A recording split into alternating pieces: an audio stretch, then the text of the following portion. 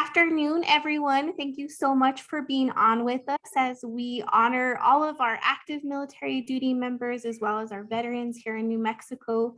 We know you are all over the state and even in the country and all over the world. And we just want to say thank you all so much for your service to our great country. And we have the honor of talking with a veteran who is actually a PERA retiree today. So you all are in for a wonderful treat. We are also going to be talking about how you can go about purchasing or receiving free military service credit. My colleague, Christina Gothier, is on with us. She is our public relations coordinator out of Albuquerque, and she's going to be running through the process with all of us today as well. So we're going to go ahead and get started. This presentation is recorded, and so we just want to make sure that everybody knows that, and we will also have some time after the seminar if you have any questions for us as well. So we have the incredible honor of interviewing Mr. Daniel Nava. Just to kind of give you a little bit of some background on Mr. Nava, I've had the pleasure of being in the Santa Fe Fiestas with him, and he was honestly my favorite member of the group. And we have him here with us today, and he's going to talk with us. But just a little bit about him. Dan, and I call him Dan. Dan is a native Santa Fean who graduated from St. Michael's High School. After graduation, he immediately signed up with the Navy and attended boot camp shortly after. After boot camp, he started working with the City of Santa Fe Police Department. And in between that, he served 2 years in active military duty, which he was able to actually get free paramilitary service credit for.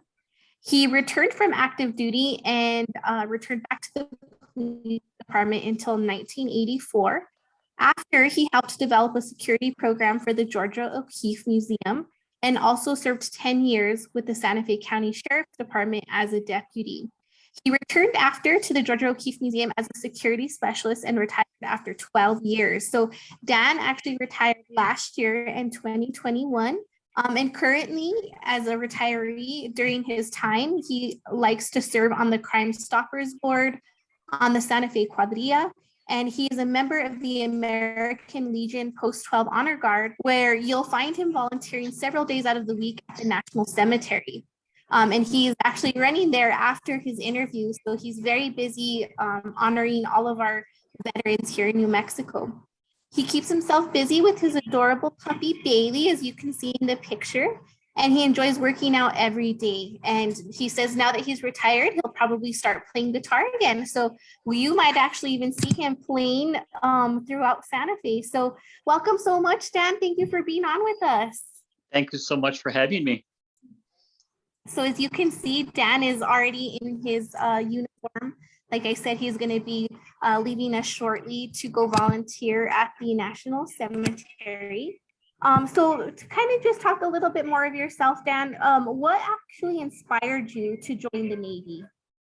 Actually, my high school buddies both joined. They were a year older than I am. And so just before we graduated from high school, I signed up. In fact, their senior assembly, I was in my Navy uniform. And within 2 weeks after I left, after I graduated, I was in San Diego and thinking to myself, what did I do? And it's probably one of the best things that ever happened to me. I'm so happy to come back, worked dispatch again, and then became a police officer. And the rest is history, as they say. And how was it, Dan, because I know you had a family at the time. How hard was it for you to juggle being in the military and being a family man at the same time? Actually, when I was in the military, I was not married. I didn't have a family yet. I was just a little tyke. I was just a small tyke, so to speak. And now that you're a veteran and you're very active with the American Legion Post-12 Honor Guard, what is your favorite part about being part of that kind of brotherhood / sisterhood? The best part is the camaraderie. It's wonderful to honor these veterans as they are laid to rest. And the people that are on the post with me, for other posts, other veterans, other different organizations, we all feel like we're all brothers and sisters. It's amazing how we just blend together. We just blend together, and it's amazing. That's the best part of being a veteran. You've always got a brother and a sister with you. And talk a little bit too, Dan. I know that you are always there for, I don't know the exact term, but for soldiers who don't have any family or friends to help lay them to rest. Can you talk a little bit about how meaningful that is for you to be a part of? Yet this the Forgotten Heroes service. There's a mortuary in Albuquerque that prepares all of the urns for us. And then they bring it by caravan from Albuquerque up to the National Cemetery. And then our junior ROTC from Santa Fe High removes them from the hearse, walks them over to a table. We place them on the table. We have a service. Do the firing, taps, the whole works. Then they have guest speakers, and then we reverse it and put them back to the hearse so they can bury them. And Wow. it's just amazing knowing that nobody claimed the bodies. I don't know how long they were there, but nobody claimed them. So all the people that attended that service were the family for them, and I think that feels so good. Yeah, I bet. That's amazing. You are just so special for doing that. All of your brothers and sisters for honoring those who, don't have any family and friends to help lay them to rest. So I think that's amazing, Dan. You mentioned to me that when you were active military duty and you were working as a PERA affiliated member at the time, you received free military service credit. So to you, what did that mean to you at the time when you were able to qualify for that? That was probably the best thing that happened to me while I was a police officer. Being a police officer is not easy, believe me. And when I found out that I was going to get retirement, adding 2 years on, it took me almost to 25. That made me feel good. A lot of people are buying the military, and it's pretty expensive to buy the military back. So knowing that I had one job, went to the military, came back to the same job, there's a clause in there, and I automatically get that for free. So that was amazing. That really, really felt good. That's awesome. I'm so glad to hear. We're always trying to encourage active military duty members to look into that because, free service credit is huge. So I'm so glad you did from that. And because you were in the military and, you are a veteran, what have you learned about yourself and what are some hopes for you in the future? Well, I got a bunch of little ones that are coming up, great grandchildren. Be there for them and support them and support all the people that are with them. And then, of course, I've got my mother. She's still here. She's still alive. And my brothers and sisters. And I just hope that I can keep on living. That's why I work out every day. Keep on living happy. Do as much as I can to help other people. And just enjoy life. That's a great outlook. And I mentioned that Dan works out every single day. And if you follow him on social media, he posts every single day when he's done. So he is always so accountable with working out every day. So I admire you so much, Dan. And I know everybody else does after they watch this seminar and kind of get to know you a little bit. Thank you so much for your service. I know that you are actually taking off now to go to the National Cemetery to volunteer.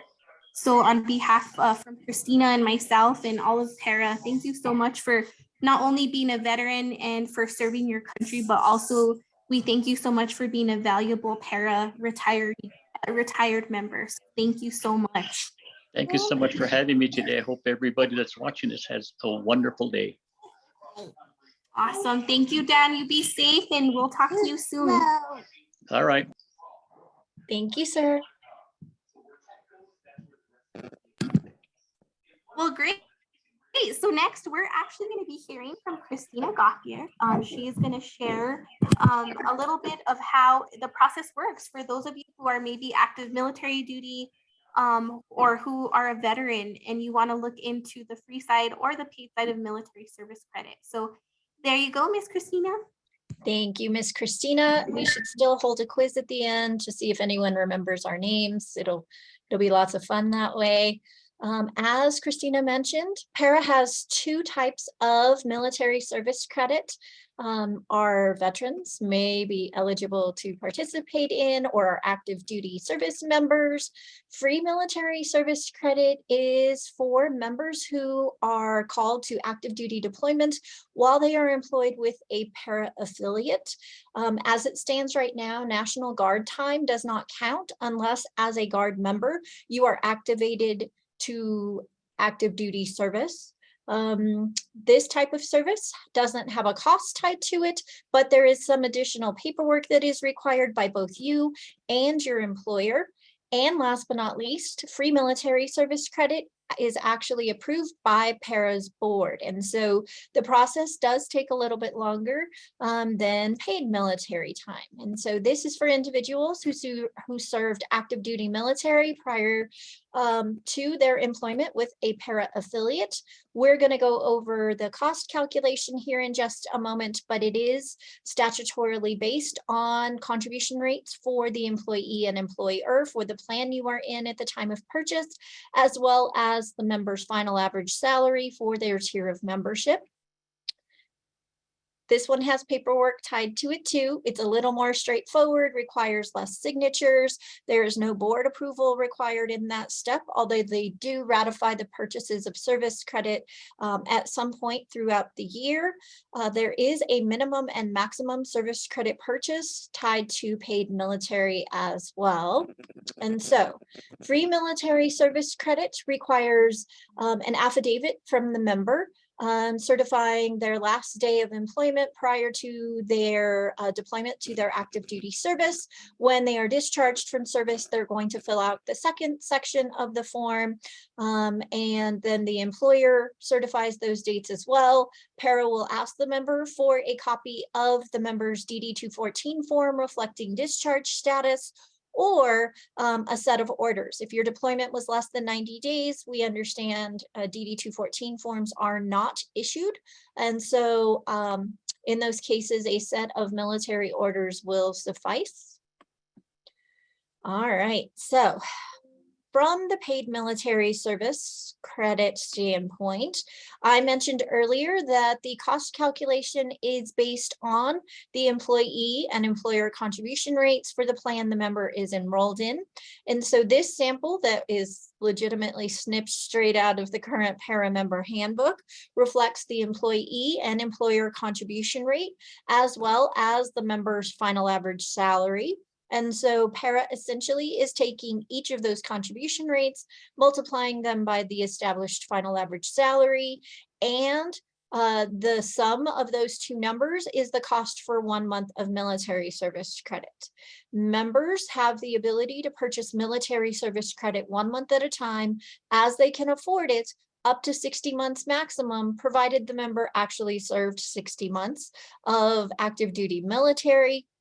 If you serve less, we allow you to purchase everything that is certifiable on your DD-214 form or your set of orders. You will find a link on this slide to the majority of PERA's 31 plans that reflect the contribution rates for employees and employers. And of course, last but not least, the statutory definition of final average salary. For our tier 1 members, it is the average of your highest 36 consecutive months of salary. And so PERA is looking from the beginning to end to isolate the 36 months in a row that give us the highest average. I have lots of job security, as Christina does as well, because members like to spread rumors about PERA only taking your last 36 months. But I know plenty of members who we retire off of their higher salary toward the middle of their career when they were willing to endure, higher paying, possibly more stressful positions. And so your final average salary can occur anytime during your career. It, for most of our members, occurs towards the end, but it's not necessarily true for everyone. Our tier 2 members, final average salary is defined as the average of the member's highest 60 consecutive months of salary, and same is true, beginning to end, 60 consecutive months is where we look to find that average. Let's see, other fun things. If you need to know the definition of tiers, please let us know in the chat.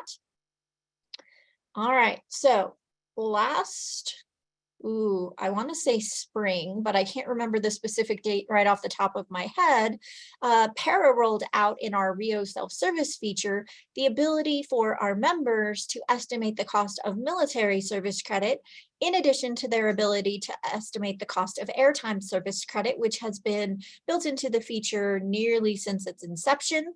And so if you visit the link that you see on the snip of the website for our self-service feature, you will be directed to our self-service portal.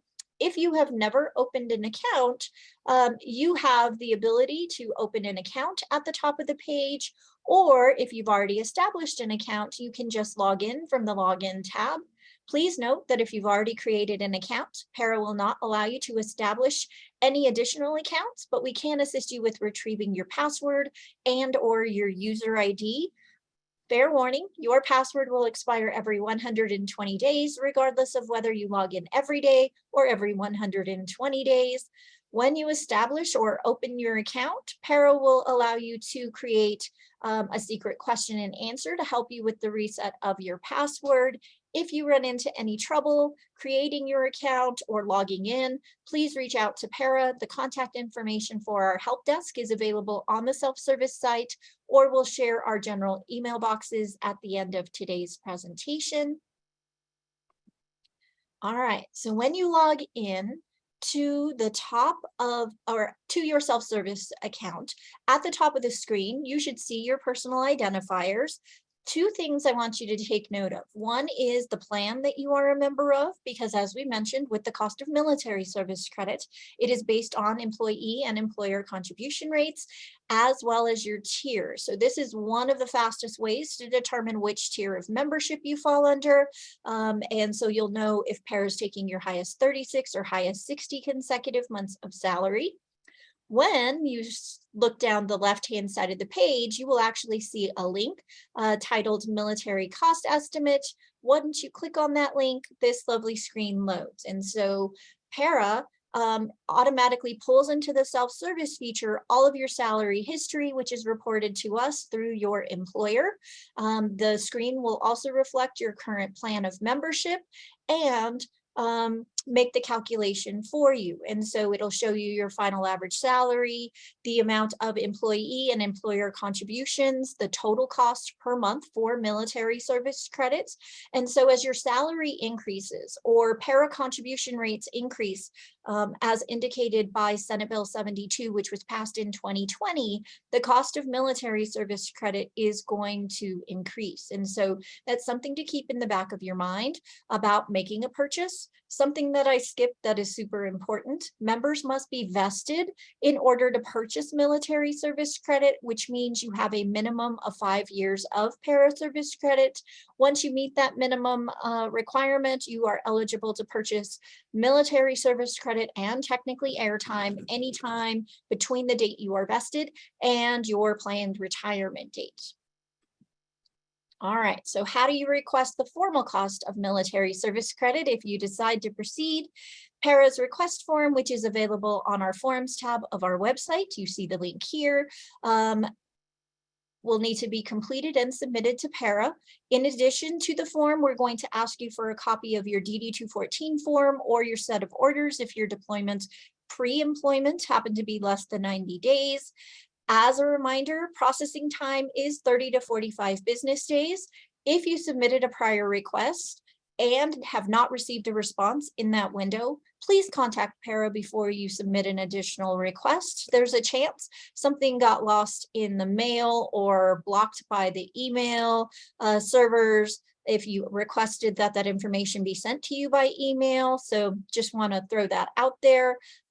Purchase military service credit contracts are good for 60 days from the date that they are issued. And so if you are planning to use personal funds, obviously you can roll in at the end of that 60-day period with a personal check or money order to complete your payment. If you are utilizing funds from another qualified retirement account, such as deferred comp, PERA Smart Saves our favorite by far, but we will accept other deferred compensation plans. Maybe you have an IRA from a previous employer or a 401k. Those are retirement funds that can be rolled to us to help complete that purchase. That time frame cannot be done on the last business day that your contract is valid, because there's generally some behind the scenes processing at the entity holding your deferred comp or other qualified retirement account.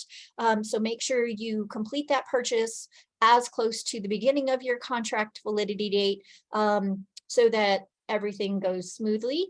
Once PERA receives your funds and applies the service credit to your account, we will actually send you back a letter confirming the amount received and the service credit posted to your account. For free military service credit, once our board ratifies and approves your free military service credit, staff and member services should send you a letter confirming how many months of free military service credit you were approved for. You have the ability to submit your PERA request form by fax, by email. You could drop it in the regular mail. You could drop it at a Dropbox, hand deliver it to either of PERA's offices. But one of my favorite ways is something that's new as of last November. You have the ability to upload not only your PERA request form, but many other pieces of documentation and forms to PERA through your Rio self-service feature. And so it's one of the links down the left-hand side of the page. You can upload your forms through that portal. The reason this is my favorite is because you get a confirmation that your form was received by PERA. So that is always comforting. I clicked way too many times. Let's go back just a few. All right, so officially we are up to, oh, I did it again. I might need a vacation. So PERA's website, nmpera.org, has an extension, nmpera.org//anniversary to help PERA celebrate our 75th anniversary. I joked during all of our seminars up to this point that PERA is one of the few things that New Mexico has done right for the past 75 years. And the only other things that I can think of are red and green chili. Normally we're at the bottom of every list. And so this is something to be super proud of, not only for staff, but our members, our retirees, everyone in New Mexico's community. And so we encourage you to take a look at the website. It has lots of really great bits of information.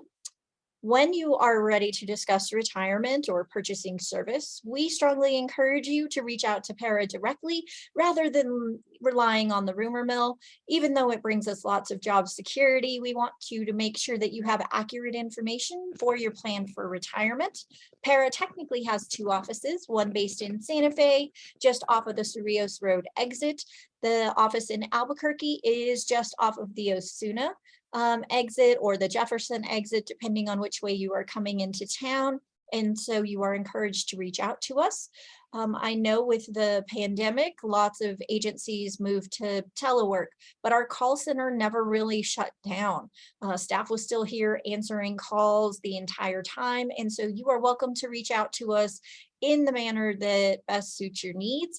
We can see you in person in either of the offices. You can call us, you can email us. We are increasing our in-person seminars as we are all getting back to new normal. And so you are welcome to visit our website and look up the details for those events. All right, very exciting times. I was discussing with other Christina earlier today, her addition to our social media platform. So hopefully we'll be making an announcement soon, but these are currently PERA's social media channels. We encourage you to give us a follow. We promise not to stalk you via the internet. This is just one of the ways that we are hoping to communicate with our members. We promise to continue the other methods as well, including our newsletters and our website and our mailings. And so if you have social media, please give us a follow. You'll learn something new, we promise.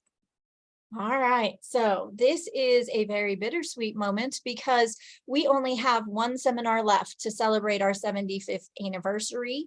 We would like to thank all of you for joining us today. We hope you learned something new. And we hope that you take a moment to help PERA celebrate a wonderful 75 years, whether or not we were here in 1947. And as a reminder, this is your PERA, this is my PERA, this is our PERA, and we hope you enjoyed today's presentation. Miss Christina, do you have anything to add? No, thank you so much for providing that guidance for everybody. Again, we encourage you all, if you're just interested and just are, curious to see if you qualify, definitely reach out to PERA, like Christina mentioned. And again, thank you so much for your service. We appreciate each and every one of you. So thank you.